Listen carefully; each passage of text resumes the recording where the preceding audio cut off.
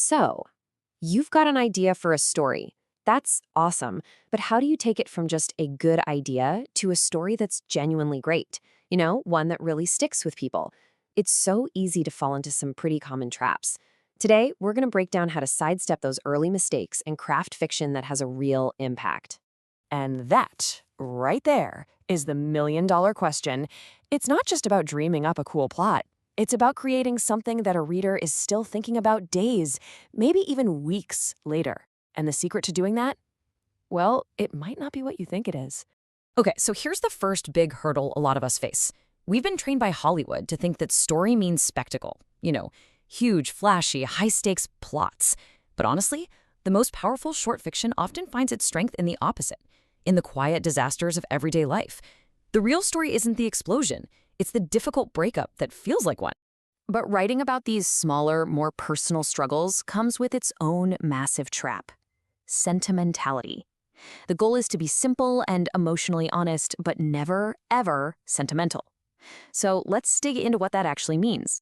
So, what even is sentimentality? Well, think of it as reaching for an emotional shortcut. It's that feeling you get when an emotion seems totally scripted because you've seen it 1,000 times before. It's the writer basically yelling at the reader, "Feel sad now," instead of actually earning that feeling. And here are the usual suspects, right? The dramatic tears, the angry guy punching a wall, the sad parent looking at a photo. We know them all.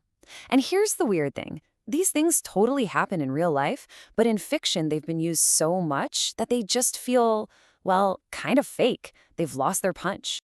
Now, contrast that with these examples.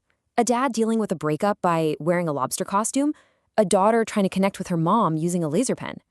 These are specific. They're weird, and they are so much more powerful because they're not cliches. They make you lean in and go, wait, what is going on here? And this really gets to the heart of it. You don't state the emotion. You show a character's strange, unique, and deeply human attempt to deal with it. The real feeling is in that subtext. It's in the weird behavior that shows their inner turmoil, way better than a scream ever could. Ultimately, the things that happen on the outside, whether it's a huge fight or a quiet trip to the store, that's all just the stage. The real story, the thing that matters, is the character's internal journey. How does this moment, this conflict, change them on the inside? That's the engine of your story. So we have the emotional heart of the story. Fantastic. Now let's talk about the bones, the structure.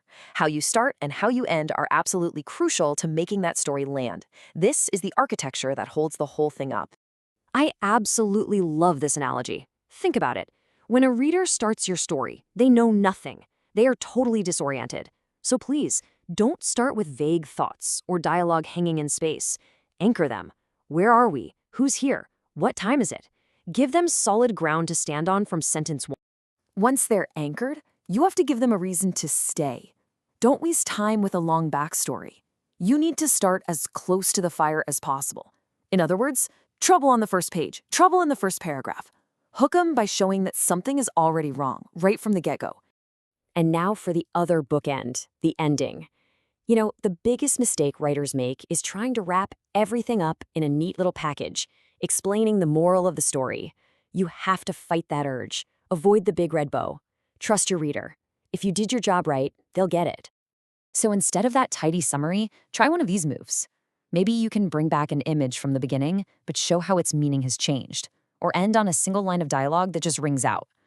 Most importantly, make sure the character's internal change feels finished, even if the external plot isn't perfectly resolved. And a final warning here, please, don't just throw in a random, shocking twist out of nowhere. An ending has to feel earned. It has to grow naturally from everything that came before it.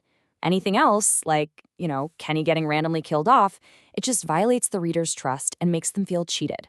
But look, writing well is only half the job. Beyond all the techniques of craft, there's a much deeper question we have to ask ourselves. We've talked about how to write, but now we got to talk about the why and the what. This is all about our responsibility as writers. It's a question every single writer should sit with.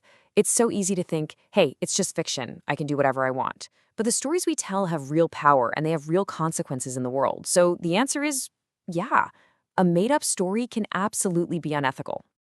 One of the biggest areas to watch out for is how we represent people and their cultures. Are you borrowing sacred stories from a community that isn't yours without understanding them? Are your characters just lazy, harmful stereotypes? Are you using a specific dialect like a costume? These are not just craft issues, they are deeply ethical questions. And the exact same thing goes for using real life or historical events. Are you telling someone else's deeply personal story without their permission? Are you twisting history to make oppression seem less awful?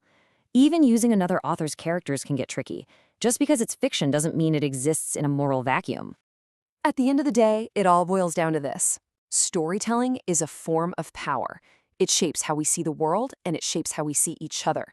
And as the old saying goes, with great power comes great responsibility. A responsibility to be thoughtful about the effect our words have. So how do you actually put that into practice? Well, it starts by asking yourself some tough questions before you even type word one. Why do you want to tell this story? Who really owns this narrative? Are you truly the right person for the job? And have you done enough homework to represent it with respect? Phew. Okay. After all that, what are the big lessons to take with you? Let's distill everything we've talked about down to the absolute core principles you need to remember as you get to writing. Here's the first half of the single biggest secret to powerful fiction. We get so caught up in plot, in the sequence of events, the what happens, but that's just the surface level. And here's the punchline. The real magic, the part that lasts, comes from the character. Why do these events matter to this specific person? Their struggle, their motivation, their transformation, that is the soul of your story. So we've covered it all. Finding the real story in the small moments, building it with a strong structure, and approaching it all with care. You've got the tools. The only question left is, what story that matters are you going to tell?